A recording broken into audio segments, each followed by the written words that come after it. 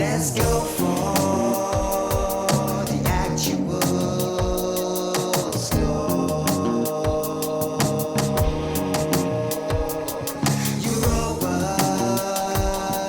natural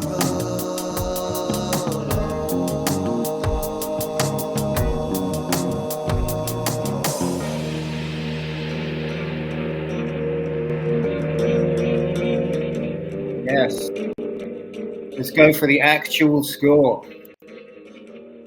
So greetings, humanity, and welcome to Europa Natural Law, a smaller roundtable transmission today. Just got the hardcore crew here to heal the madness, badness, and sadness plaguing our beautiful, bountiful world as ever. So through regaining our sanity, reclaiming our inborn sovereignty, and honouring our inherent responsibility, we can improve reality, and that's what we're hoping to help everyone do here today. So I'm Nemo Jones, reporting for Beauty, and we also have, who would like to go, Derek? Ladies first, but yeah, Derek Barlocelli from France. Bonjour, bonjour. Comment ça va, les gars? Okay, I'm Yvonne from Norfolk. And I'm Wukan Kempfer from Germany. So welcome to you all, and thank you so much for joining us. I got my homebrewed kombucha here to keep me going through the show. It's going very well. And our subject for today is shadow work, which is such an important subject. And I thought I'd kick off with a few little notes about it. Basically, why are we going on about natural law? What's the purpose of this? You know, it's not an academic thing. I might have said this before on the show. There's an academic aspect, there's an intellectual aspect, but it's all about right action. It's determining morality and what is truth, and then how we act in response, you know, to that. Once we the more we can understand truth, the more we can act from a position of right action. But the problem with truth, or it's not the problem, but it can seem like a big problem, is, to quote Bertolt Brecht, truth is by its very nature at war with the forces of falsehood and deceit. And as we've discussed before on the show, the forces of falsehood and deceit are everywhere. They're outside us and they're within us because we've inherited them. We've been born into a world full of lies, and we imbibe this soup of lies and make it and carry on and continue it.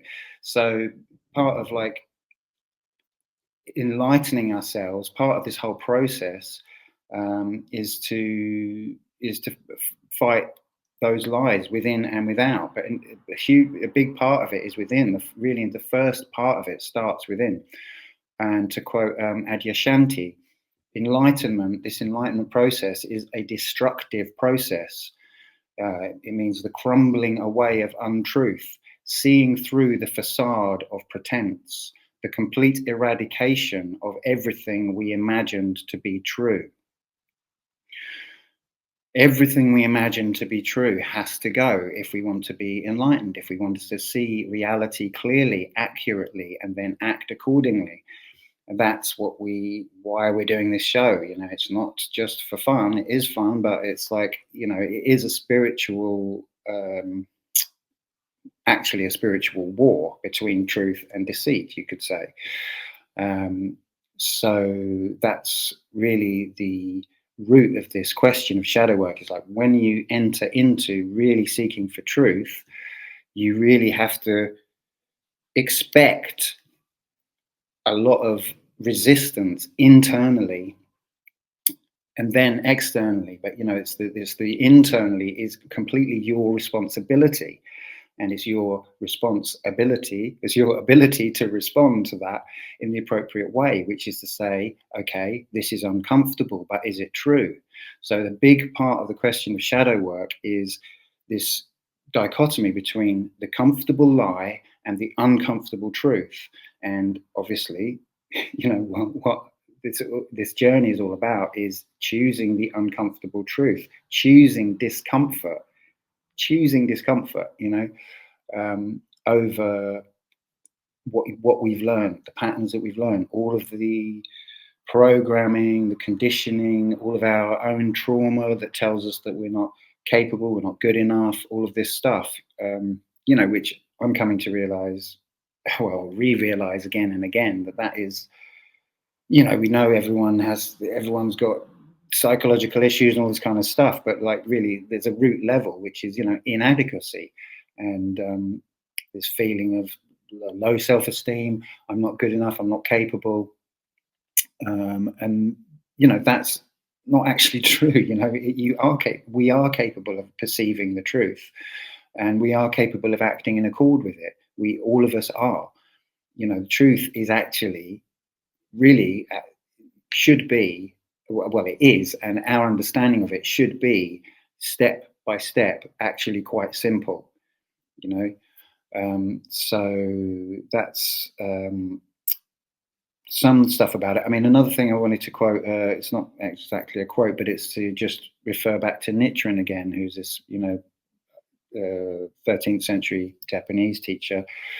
He talked about the people who are like sort of pursuing the path of right action being sort of attacked by devils, and the devils, he used this phrase, the devils are vying with one another to interfere and impede right action.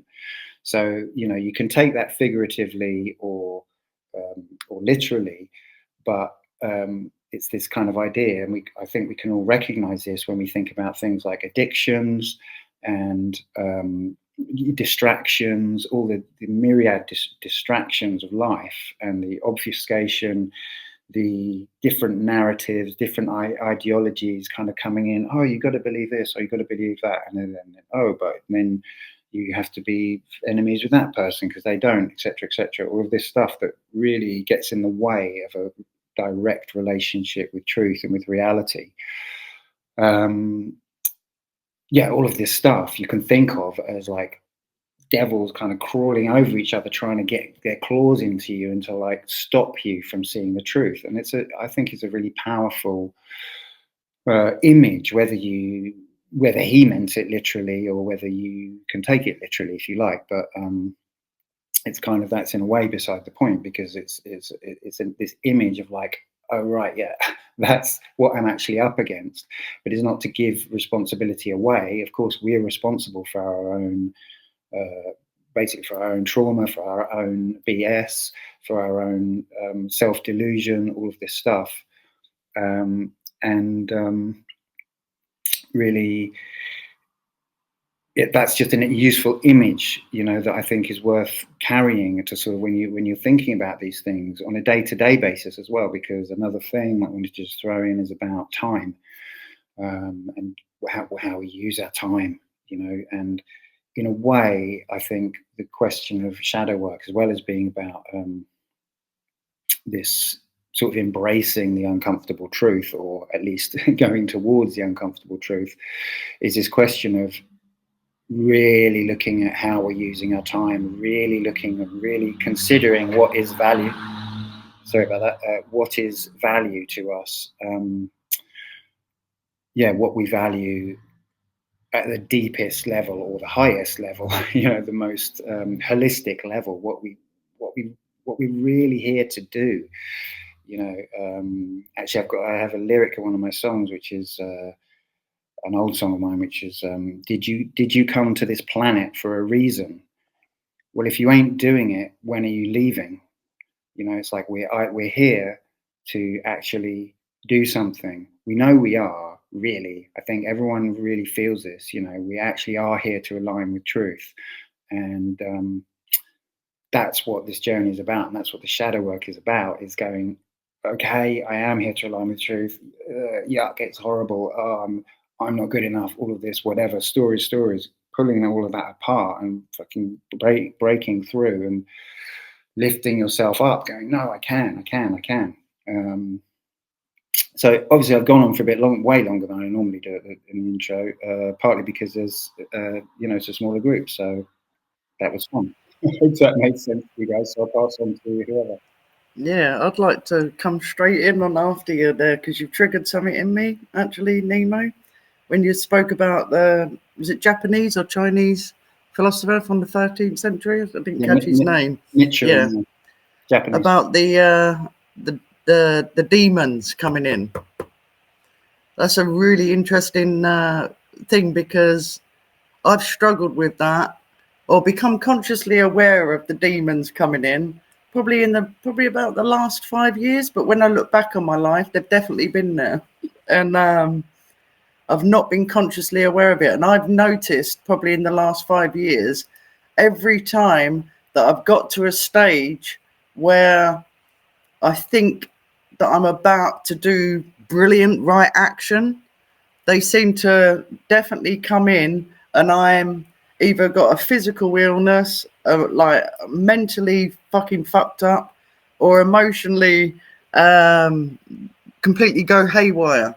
And I've just found it so interesting. That's the first time I've recognised a connection with shadow work there. You saying that, because that is the time and the opportunity. So basically what I'm trying to say to you is fucking demons are real, right? They're 100% real. Been there and I've fucking seen them, right? They are real. But the thing that's confused me in the past, which I've got clear clarification now, thanks to you, Nemo, is that what comes up in myself is really an opportunity, maybe through past life experiences or learnt behavior from my childhood of how I react to certain things or how I deal with certain things. It's an opportunity to really try and break through and question yourself. Do you want to do the right thing in life? So is it you that's preventing that? I'd say it's 50-50. I'd say it's the dark forces wanting you to, prevent you from doing that. But it's also your own fuck ups. And it's down to you to get past those fuck ups and then plow on and push through and power through. That to me is what it's an opportunity to do shadow work. And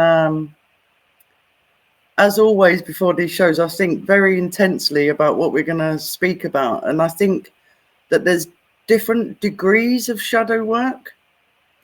And I think the different degrees come in that you have to take into consideration your physical aspect, your mental aspect, your emotional aspect, and your spiritual aspect.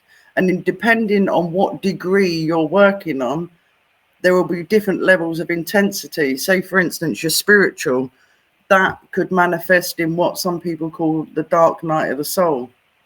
And that is when you are completely questioning a very painful process where, yeah, it does feel like you're dying because part of your ego is dying, or your identity of what you were before. And but then you've got your mental and emotional, and I think I think it was a psychologist, Carl Jung, when he spoke about like your mental and emotional aspects, maybe they are influenced by your childhood experiences. For example, if your mum and dad turned around and said to you a certain thing that made you feel conflicted or disgusted with yourself or shame about yourself, it will be too much for a child to take that kind of information or emotion. So that would be pushed aside because you didn't know, you didn't have the skills to deal with it as a child, and that becomes your shadow. And then you've got your physical side, which I think you need to go down sort of how do you say it? Someone help me out here, I can't pronounce the word. Epigenetics. Sorry. Epigenetics. Yeah. And how outside things that we're putting into our bodies can have a massive influence on us. Like some people with medication, education, the schooling system, media, anything external that we're all used to in this culture even the environment, pollution, everything, how that's getting taken into the body. So how the cells on the very microcosm, excuse me, are having an effect. So you can even have shadow work on the very physical side as well. So there might be some people out there that that would like to reach their full potential, but there's something in them physically that's preventing that. Like myself, I smoke fags, so I know that it's something that I have to get past. That physically, that's having an effect on my body, so it's not allowing me to achieve my full potential. So you have to do some inner work there. So that's what I would say is one degree of shadow work. And as I said, mental and emotional, you have to maybe change the way you react to external things, what people say to you, through your mental and emotional reactions. And then, as I said, your spiritual, the dark night of the soul. Why the fuck are we here? And like, what is it that you really belong to, like your faith? So, yeah, I think there's varying degrees of shadow work. That's all I'm going to say for a minute. Most definitely. I think you're very right that the whole topic of shadow work has to be expanded on every level, like you said, psychological, mental, emotional, and physical. For example, to exercise your body, to feed it with good stuff, really knowing what good food is, and yeah, really looking to only take those foods in, clean water, etc. But also like music and people around you, and like having the television running 24/7. That's definitely influence as well. I spoke with Derek on radiation, like Wi-Fi, Bluetooth, and such things that can really have an influence on your thinking and your mood and everything. All the anti-social media, like our friends from Meta and so on, it's definitely yeah, it's our decision in what we really want to invest our time and attention. And I think that a big step in all the shadow work is also to really ask yourself the hard and important questions. Do I really do the right thing? Do I really do the thing that gets me to more freedom? And or do I like self-sabotage myself by working against freedom, just paying lip service and so on? And all these things have to be respected in the true sense of the word, have to be revisited and re-looked at, to get to the core of your own behavior and your being. And that includes intense trauma and shadow work. As you said, Yvonne, the things parents say to a child with at age of 4 years or something can be very, very traumatic, and yeah, have an impact for the rest of their life, if they are not like making the trauma conscious. And it doesn't have to be like I think like a slap on the wrist or something like that, but the simple phrase, you won't get it, you won't achieve that, you're not good enough, or something like that is much more harmful in the long run. And most of us seem to be not aware of the baggage they have been bestowed upon from their parents and society. One of the things that was really eye-opening for myself was the scientific proof that when you just observe and like a kind gesture, like somebody helping another person, being kind to another person, boosts your immune system and makes your whole like body vibration go up and makes you feel better just observing it.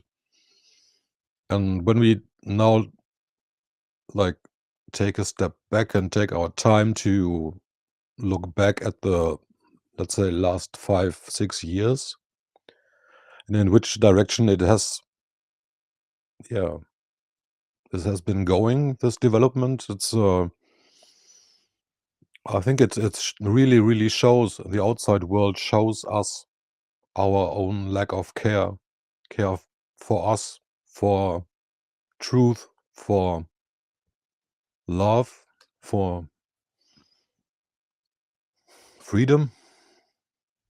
Yeah, it's sad to see that the demons are so strong that most of the people are not seem not to be able to face them, just to look in the mirror and stop lying to themselves. That seems to be an too big of an obstacle for most of the people, just to really,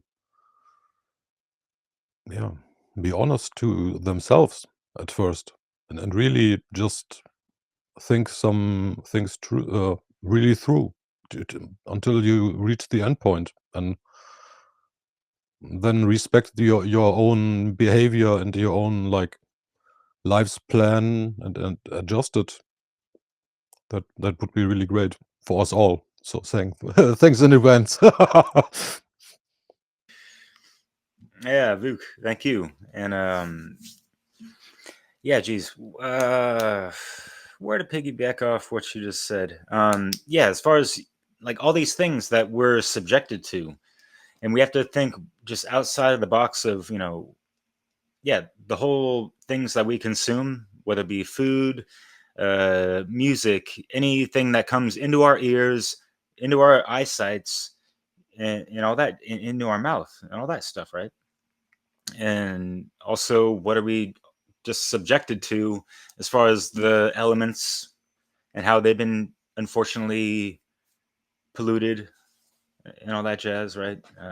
Yeah, so those are just things that help, that just detoxifying the body, taking care of more of yourself, coming more into that self-awareness, that proper self-care, are little chipping away at the calcified and toxic self, and the lead-based self, if we want to get into alchemical terms, turning our lead-based consciousness, and as well as the physical aspects, into that golden state of being, golden state of mind, and the physicality, as within, so without. Take it to the Hermetica, because it's all about your state of mind, and then there's the correspondence, the level of vibration that you're on, polarity, and whether you're able to resolve the paradox of your subjective truth in correlation to the objective truth and the objective reality and the objective morality that we need to be aligned with, and all that good stuff, right?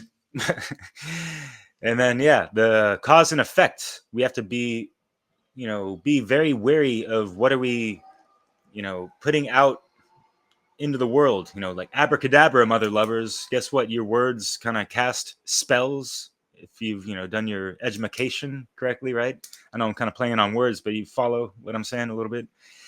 Anyway, so yeah, and then the gender.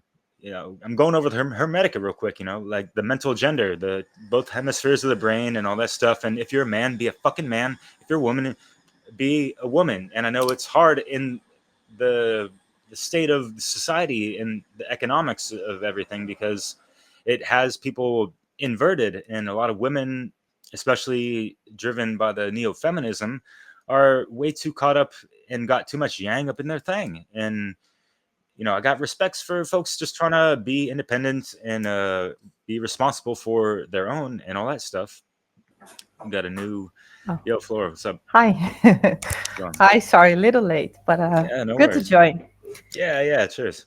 You'll be up next after me, mon ami. Okay. Yeah, maybe. I'm gonna just finish off real quick. Well, I kind of just got started, but Take your time. cheers. Yeah. And then like the rhythm. Lene, she had a lot of great comments in the Europa Natural Law Telegram chat, and she was talking about egregores. And another way to put that is pendulums. If people are familiar with that, and thinking of pendulums with that swing of things in regards to the law of rhythm. But to break it down, like an egregore is just like an idea that or seed of consciousness, an idea, whatever that got planted, and as more and more people became aware of it, it became like a thing, and it kind of there can be like its own consciousness kind of constructed out of that in a sense, and it can be for the good or the bad. It all depends on where that energy is shifting that, and possibly the intentions behind it. So yeah, things to consider, and we have to understand the swinging of the pendulum and all that. So yeah, let's just define shadow work real quick, because like, what is the shadow aspects of ourselves?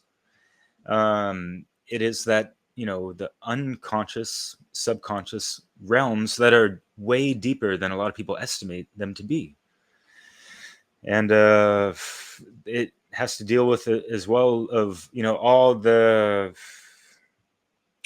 repressed memories and traumas and things that we've experienced, all the uncomfortable moments and all that stuff, even maybe some of the good times, just like lost memories or fragments of that have not been properly reconciled, brought to awareness, and integrated. And that's a key term: integration. Even when we're learning the truth and all this stuff, it has to be integrated. It can't just be, you have to take it through the fucking trivium process. And it's becoming almost a buzzword, is that people don't know what that entails. Of when you gather your grammar, the knowledge, you keep stacking that knowledge up, and you're processing it. You're going through understanding, understanding, and overstanding that. And then you're able to have your rhetoric and put proper action to the knowledge that you learned, and you learn from your mistakes so you don't repeat those things and all that stuff. And you could take that from the individual all the way to the macrocosm on so many different levels, whether it be on the individual level, collective, and so forth, right? So truth hurts, as Nemo mentioned, and that is one of the things that going through the process of even self-awareness, especially if you were brought up in a household that didn't necessarily have the most conscious parents. And yes, unfortunately, there are family members that have molested other family members and all that shit. And so those are parts of these repressed, traumatized things that can manifest into certain ailments and even like mental issues down the line if they're not dealt with, right? So yeah, we all understand that these things are uncomfortable to confront and deal with and try to heal and kind of reconcile with that inner child. And that's kind of like shadow work, the inner work, that alchemical process, right? And recognize and realize that like as children, we are at our most innocent and vulnerable, and we don't have total control and strength to say no and all that stuff.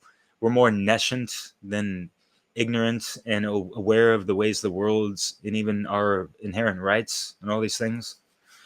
So it's not we have to just give us some grace and reclaim the dignity and not be attached to that, like, oh, we realize some people fall into the pits of victimhood, right? And they identify and attach with that too much for too long sometimes, and that weighs them down and it's like that shadow work isn't really properly dealt with.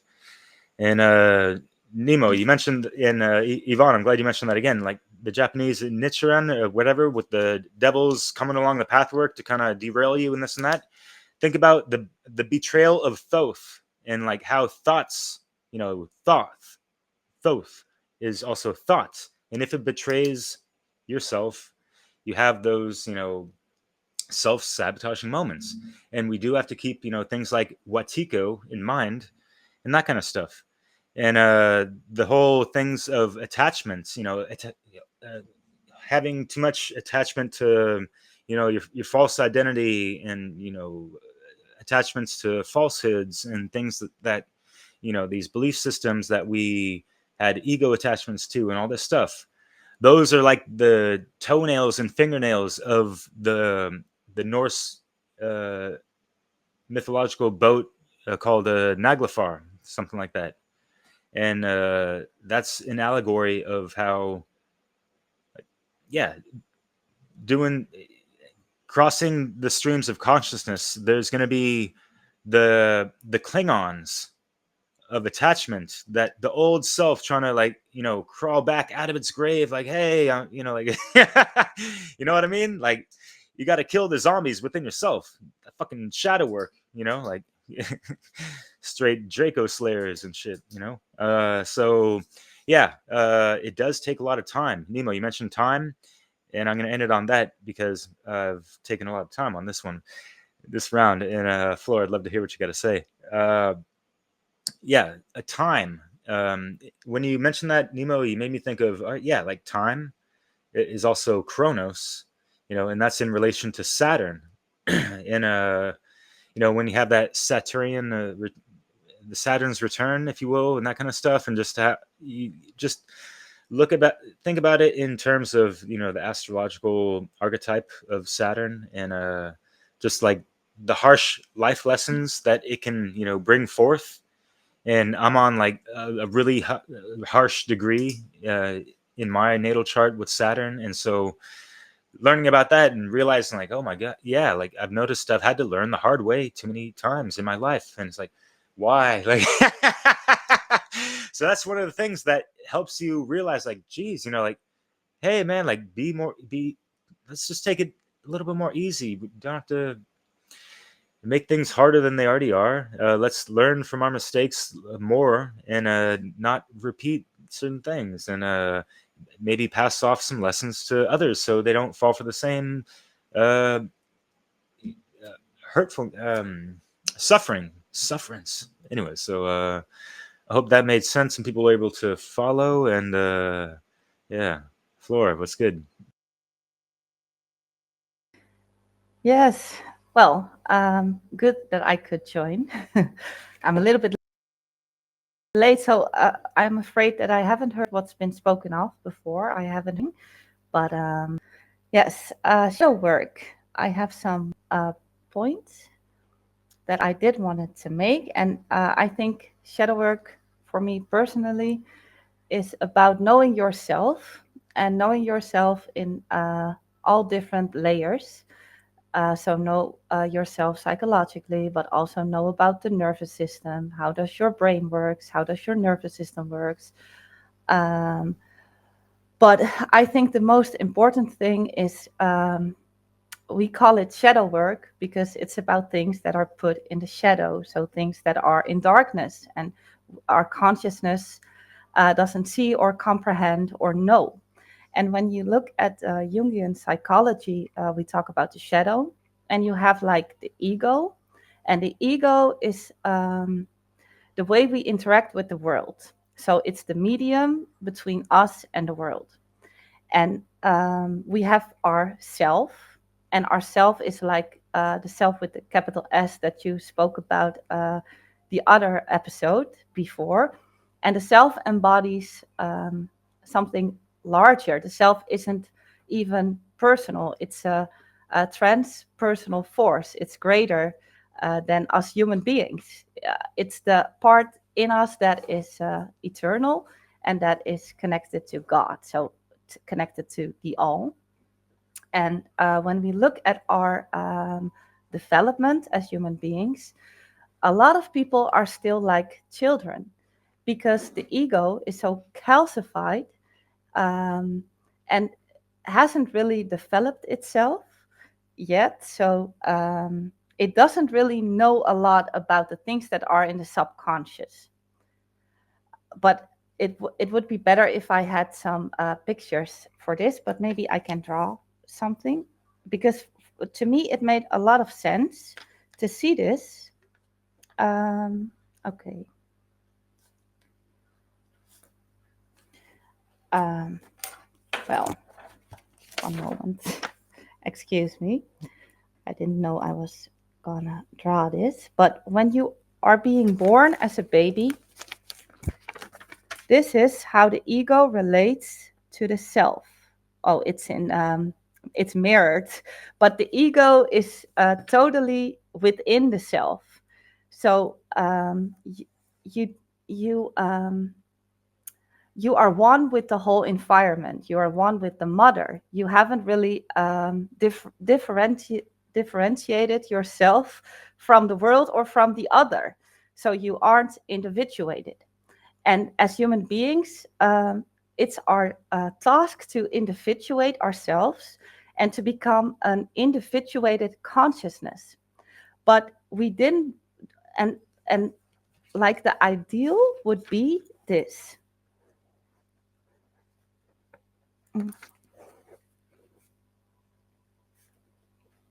I hope you can see it, but that the ego is not within the self, but totally out the self, but there's a direct line between the ego and the self. So messages from the self can flow through the ego, and we can choose to take action to do that or not to take action to do that. But if there isn't a line, we have no choice. And besides that, a lot of our behavior is really driven by subconscious influences. So if we aren't aware of our subconscious traumas or even our psyche, because if we aren't aware that our psyche is connected to all these subconscious layers, like family patterns, but also the place we live, ancestors, but also the country we live in. And the further we go down in the subconscious, the less individuated the material is. But in our psyche, we are connected to all the experiences from all human beings, from all places and in all time. So even the dinosaurs walk around somewhere deep within our psyche. And if we aren't aware of all these layers, we will never understand what drives us. Because Jung also talks about archetypes. And archetypes are like symbols, and they symbolize experiences, universal experiences for human beings, like becoming a mother, death, and also birth. And a lot of our behavior is also triggered by archetypes without knowing that. Because, yeah, I hope I don't sound too fakely, but yesterday I had some experience that really made me understand things a little bit better, because I was taking on a trip within my own mind, and I just realized how a lot of things we experience as human beings are, how do I say it? It's like looking at the bigger things, but from a greater distance. Like a lot of people on Earth really like universities, and we like to get a diploma, and it's almost sacred, the university, right? The higher the education, the better. But then I realized yesterday that our soul longs for life lessons. There is such a deep longing in us to learn from life and to comprehend things and to learn ourselves and understand what we are and where we live. And like the university is this, but then dissociated. So a lot of our experience are so dissociated from what it actually is. So I realized there is so much innocence in things because we really are like children at some level. And that's why it talks about the ego and the self skill. You can call it a skill, because as a species, as human beings, we didn't reach to become an adult. We are still like children. We know nothing. We have to learn everything. And in our ignorance, we are destructive as fuck. So it's not good to stay this way. But I think in essence, there is a lot of innocence because there is a lot of niches. And of course, there's a lot of fear to not go to the underworld. And nobody wants to go there by free will. We usually get kicked there. But there is so much to gain, and it's just a shame that we got so afraid of ourselves that we take all this shallowness for granted, while we can have such a beautiful life and beautiful connections with ourselves and the world. But I think I have to stop now, but there's so much to say about this subject. Yeah, but I think really it's about re-experience it.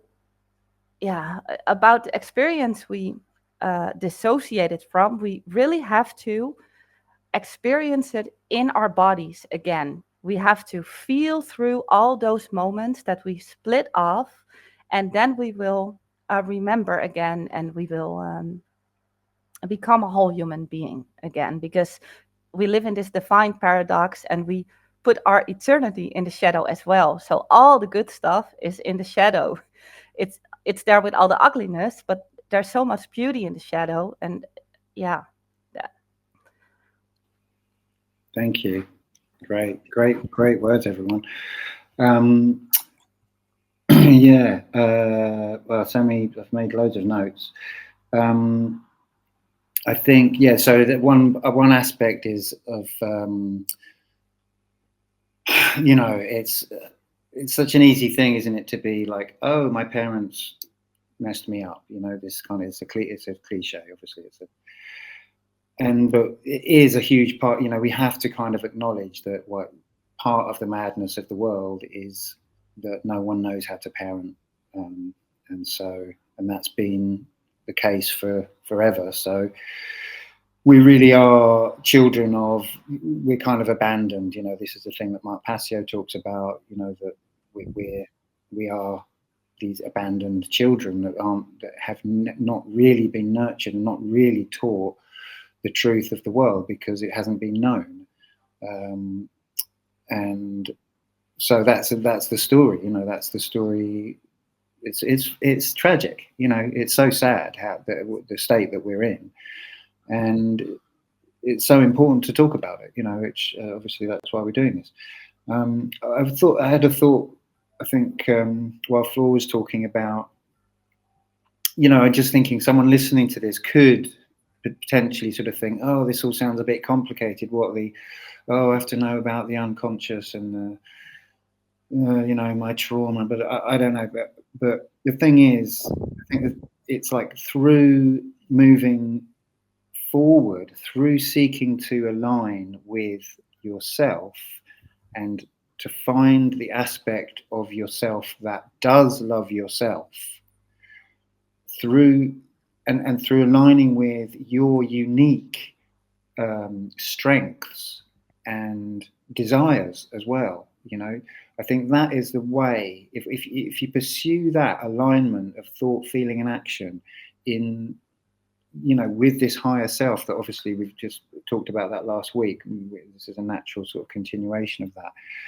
Through that process, this shadow work will come at you. You know, you'll see these things.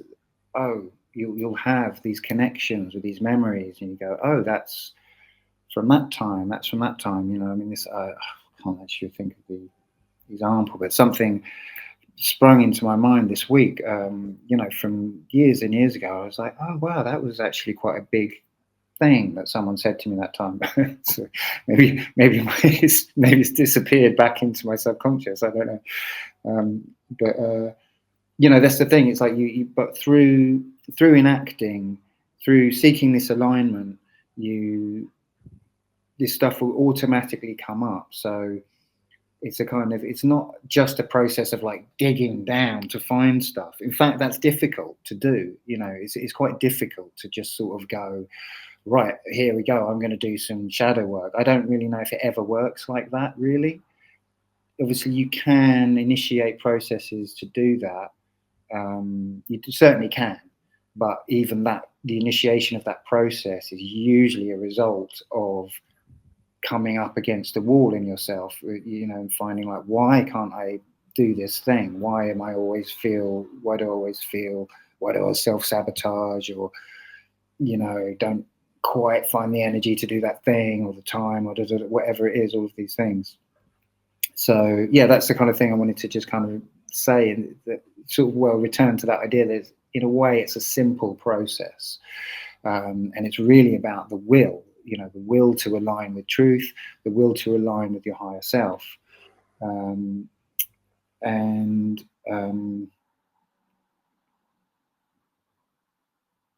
Yeah, part of that is this, well, actually, I'll skip that other bit. I've just got tons of notes here.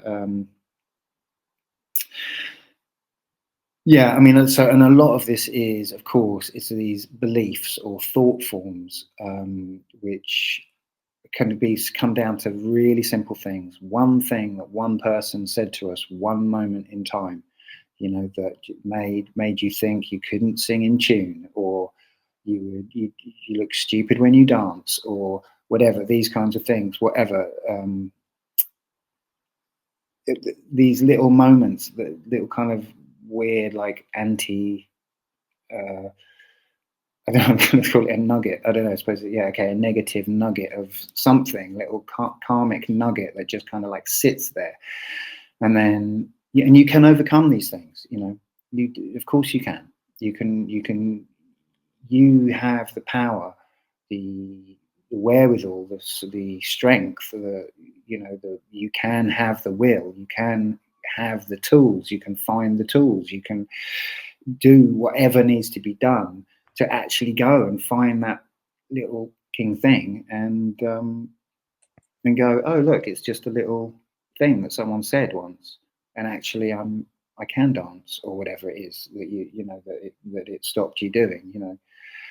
And obviously on the level of us all, we are in this kind of victim state, you know. This is like this kind of like feigned victim state, you know, the pretense of being victims, the pretense that, oh, the bad guys, oh, the big elitists, oh, you know, the all-powerful, oh, the oligarchs, you know, oh, the plutocracy, you know, it's all a pretense, because obviously, actually, no one is any more powerful than you.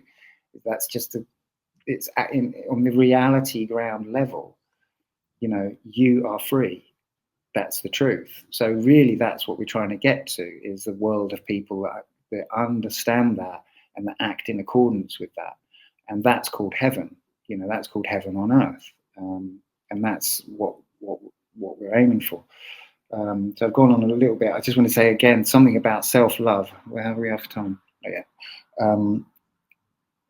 Self-love, acknowledging your strengths, you know, and recognizing your weaknesses, because we aren't all the same, you know. We're not, in that sense, equality is just nonsense, you know. There is no equality in that sense. Everyone's better at something and worse at something else and whatever. So it's kind of part of this is kind of really coming to terms with that and going, you know, really recognizing your unique karma, you know, your unique story and your unique offering to the world. That's what it's really about. So, and again, a bit emotional thinking about it, but you know, so this kind of the potential for self-love, for finding your love for yourself, that's a huge part of it, I think. absolutely huge, because it is there. I think it is there, and a lot of people can't feel it, and have never known it. And it's something that I've kind of recently, at least, in recent years, I've kind of had a reconnection with that, at least. And I've kind of gone, oh no, I actually like myself. I love myself. Which no one else can do for you. You can't go back to your parents and say, well, you can, and you can say, oh, but it's not it's not important. That's something else. It's like, this is about you actually recognizing your higher capacities and everything like that. Right, I've gone on for so long. So we got 10 minutes left. So let's go around again, and yeah, or if you want to, So whoever. Yeah, can we have another hour, please? It's just such a vast subject, isn't it? Yeah. I could, I don't know, feed off all of you. It's just, really interesting discussion. Yeah, you but just mentioned there, Nemo, off the top of my head, going back to your mother and father. To me, that's what the brain or the mind, or it is your mother and father, isn't it? Do you get what I mean? We have it within us. We have it within us, and the child as well. And sometimes, unfortunately, we can't go back and say to our mum and dad, oh, can we have a cuddle, or can we have this? But, you have to be your own mother and father and heal that, because it's within you. We have God within us or whatever. But there's loads to talk about. I wanted to go back to Vuk, what you're saying, like questioning about why don't people see things? Why don't they see it? Why don't they choose to face certain things? And I put on the chat about the DSM, the medical. Let me just get the proper thing. The Diagnostic and Statistical Manual for Mental Disorders. I think there's a lot of folk out there that are suffering on all different levels, mental and emotional, but because they don't know about shadow work and that they've got their own mother and father within them, they seek that out externally to someone that gives the illusion that they've got authority, and that is the medical profession. And when I've looked into the DSM quite a lot, and it's interesting. It started off in 1952. Excuse me, and they had 102 different mental disorders in there, and the latest one that was completed by 2022, interestingly enough, just after the COVID lockdown and things like that, it went up to over 450 mental disorders. And if people took on those aspects, excuse me, my throat's going, excuse me. Excuse me. So maybe the shadow is coming up in people, but they just don't know how to deal with it, and it's getting put down to mental illnesses, and which I find one of the most saddest things that are going on. So if people learn how to take responsibility and realize that they do have the power to change all these things, then the world will be a lot better place. A lot better place. And there was another thing that I wrote down as well.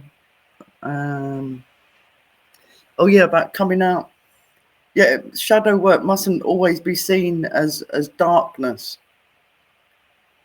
Is there a difference between dark and light? That's what I'm trying to explain. Sometimes what can seem like a dark situation, I'm just going to bring it down to the physical, like a physical illness.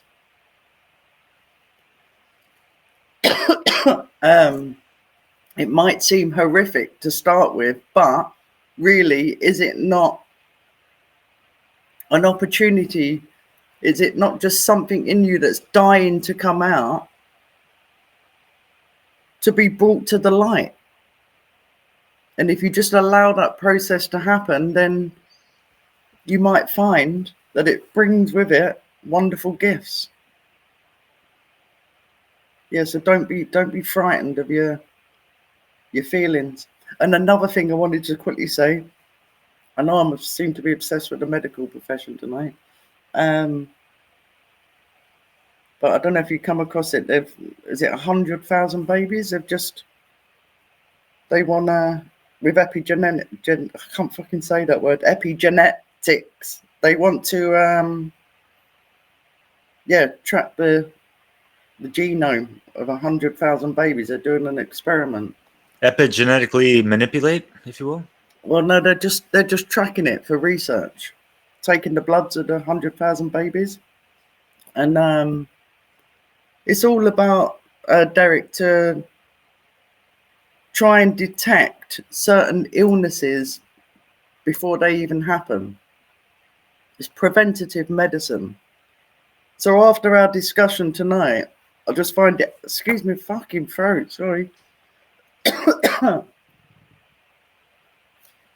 So sorry, guys. After tonight's discussion, I find that so worrying that they're even concentrating on preventative medicine, because if you take it to the micro level, if there's something that at birth is slightly what they're viewing as imbalanced, then if they put in preventative medicine to stop it, you're taking away the fucking opportunity of that soul to bring things out into the light.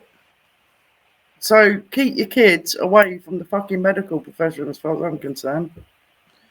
And it stunts the growth of the developing immune system as well. Absolutely, but it's just, it's going to change things on all levels. You cannot separate the physical to all the other. You just can't separate it. True.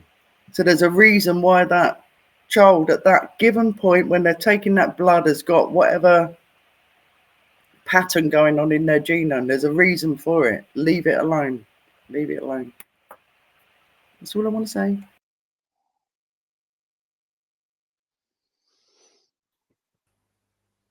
Rick? Yeah, it's the whole medical stuff is another discussion for itself. And what Yvonne spoke at the beginning about is of these people that show up when you try to do the right thing. For example, say I want to do shadow work tomorrow, and I just want to, let's say, dig down on certain aspects of myself and so on. And like studying Jung and psychology is like high level shadow work, but it can be like down to earth questions like, whom can I trust in a disaster situation, for example. Just to think about this question, to make a plan for the family, where to, let's say, bug out when things get rough, etc. That's shadow work as well. But there are many aspects, and I do want to say that when you, for example, schedule yourself to doing shadow work, Mark called them agents when he discussed the fourth part of the Matrix trilogy. The people that show up and try to, let's say, seduce you to do other things and not the right thing. These people can be very good trainers for seeing yourself, how good your shadow work, your own inner shadow work is going. Because when you,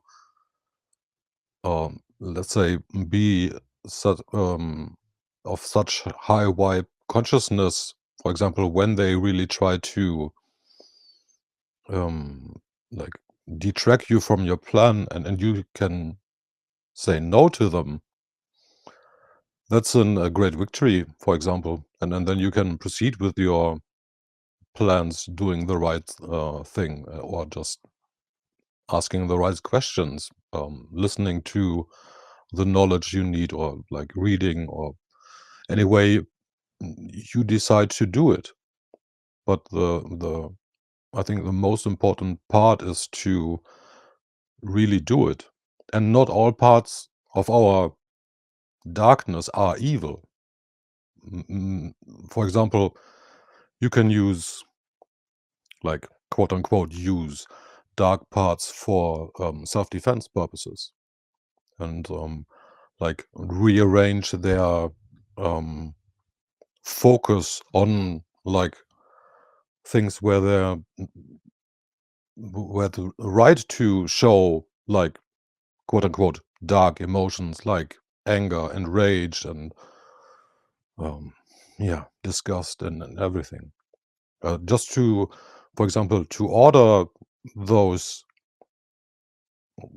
let's say wirings in your brain and in your psyche, in your heart, is a shadow work as well. And yeah, so there's there's a lot of facets of this whole topic, and it's yeah, I think just to give everybody an idea that it doesn't have to be young to do shadow work. You can really do it just in front of a mirror, or talk with your friends and ask the real important and hard questions and answer them honestly. There you go. Flora, I'll let you go, and I'll go after you. If it sounded like you wanted to speak about something.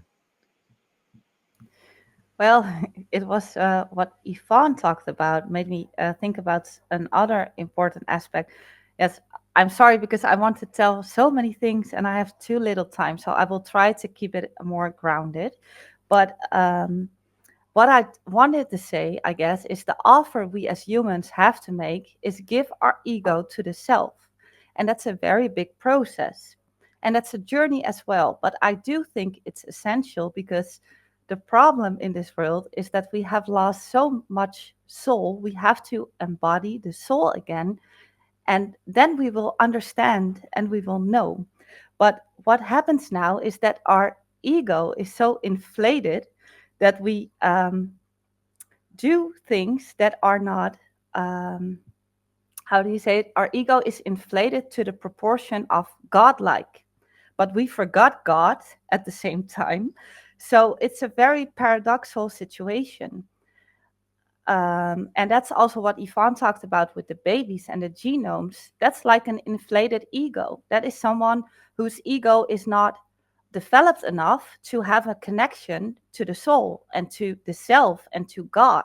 So that ego is totally caught up in materialism and in some mechanic, toxic worldview and pretends to be God. So we are destructive as our ego is inflated and in our ignorance.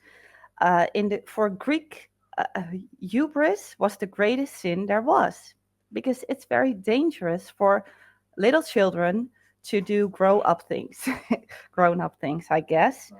And well, I just wanted to say that the instincts also play a very important part when it comes to shadow work.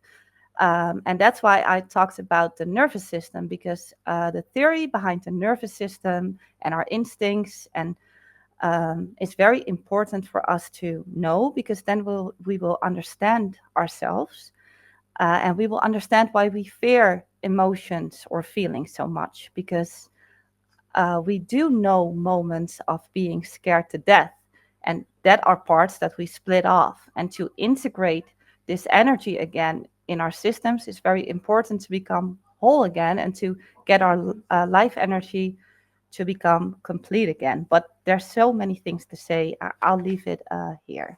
So I give the word to you, Derek.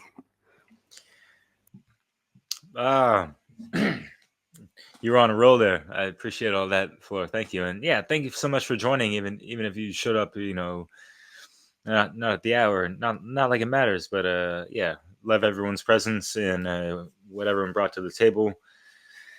And yeah, Nemo, you were talking about how people are, and yeah, we see this, you know, in the politics of things, of, you know, like people are stressing, you know, equal worth erroneously equated to equal rights, and that's not right. So that's just to kind of emphasize what you were talking about, because people got that shit twisted. Like, imagine you cannot compare the same person who studied something for umpteen years, whatever, to someone else and, you know, expect the same fucking pay rate, whatever the fuck, that kind of stuff. Think about it. And I'm not trying to throw negative nuggets at anyone. And like, Nemo, you had me cracking up with that. And yeah, it's not for. I love that. Just a friendly reminder, like, don't get hung up on like negative nuggets thrown at you, as if, you know, that why should, you know, these are like little speed bumps along your path, you know, like little pebbles on your path, you know, just, you know, kick rocks, whatever, you know, like what, like, do you know yourself if you're steadfast or headstrong in who you know you are, you'll be steadfast on that path. And so yeah, just to close it out, because yeah, I had some notes written down and all that. I'm just gonna rifle through this shit because yeah, as we know, or maybe we don't, because a lot of people can underestimate this term shadow work and throw it out like a new age spiritual fucking buzzword and talk about it, live vicariously through it, virtue signal it, and you know, throw it out there as if they know what the fuck they're talking about and they've done the fucking shit. And for those that have done the work, this is one of the things, you know, you can notice when you've really done that deep shadow work. You can notice other people's projections and other things like that. And it goes the same with kind of like the trivium. You can recognize people's logical fallacies as well, kind of hand in hand sometimes. So there's a lot of these arts and sciences that just go together so wonderfully. And that's why we keep bringing these things up, because they're all in the fold of, you know, being a better fucking human being and being aligned to natural law and, you know, proper alignment to living a moral, good life. So yeah, it is a vast subject and there's many aspects to it. The dynamics at play can vary quite differently from individuals to individuals and from country to country and all this stuff, and how people were brought up, and you could take it to their lineage, the generational stuff. And then if you want to go even deeper, because, you know, past lives and all that stuff. So yeah, there's like that extra layer of, you know, integration and things to look at, you know, deeper and remember your past selves and all that stuff. Pre-incarnation, procarnation here. So yeah, just but at the 3D level, let's just understand, you know, our bloodline right now, and especially dealing with the anima and animus, which is what Carl Jung talks about, you know. And if you're a man, you know, look to your mother's side, and these things kind of it goes into, you know, sexual preference a little bit. Just look into the works of Carl Jung. You know, we don't have time to get into it. Obviously, we're just concluding. So yeah, it's really just about, you know, the shadow work, like healing all the types of trauma on a multidimensional level, metaphysical level, mental level. That's the mental domain, the mental dimension, and the emotional dimension. That's just, you know, to not get all woo woo with y'all, like those. That's just more than one dimension is multidimensional kind of thing. So, anyways, so we got to make that darkness within us conscious. You know, we got to, you know, be that hermits. You know, take it back to what we were talking about. We need to take the time, take a time out, take a knee from, you know, people and people that you're around, colleagues, cohorts, friends, family, sometimes, whenever, however you can. And it's just a temporary thing. You just say like, hey, I'm going through a phase, trying to reinvent myself, or just trying to work something out, process some stuff, or whatever, or I'm healing, or, you know, people will understand, and honestly, you'll get a good amount of encouragement and support, I'm sure, and also respect of one's space, because people do need to have that proper time and space and place to do the proper fucking work. and take it properly and go through the process all the way and recognize and realize that it's more of a marathon, not just a quick fix, a little sprint and 100-yard dash type of thing. Like these things take time, especially depending on the amount of time has elapsed since, not dealing with certain things, the problems that have ensued from it, whatever. Like, as I mentioned, it depends on so many different dynamics for the individual. So anyways, introspection, reflection, and those mirror moments are something else. And what's worked for me is yeah, like the catalyst for me was, the huge breakup of being divorced and all that, and just like countless mirror moments and times, like, going over so many things, and like going over how much of the wrongdoings I was in and all this stuff, and trying to be not hard on myself and more objective, but really trying to pinpoint my error in ways in the past and all that stuff, and coming to terms with that, like, hey, like, this has to stop, you got to change, we got to improve, and whatever. Not like, I was a fucked up husband or whatever, you know what I mean? There's a two-way street and all that stuff. And one of the things that was really key, and that was actually a really healing moment between my ex-wife and I, actually, is because one of the things she didn't like about me was that, sometimes, like, I got that righteous indignation, or I got a lot of fire. I'm a Leo fire sign and all that stuff. I'm like, rah, sometimes. And I wouldn't be like blowing up in her face, especially for nothing trivial, but she would overreact. Like, she'd be kind of hypersensitive. And it was even like, we were in the car going to the lawyer to have our divorce thing.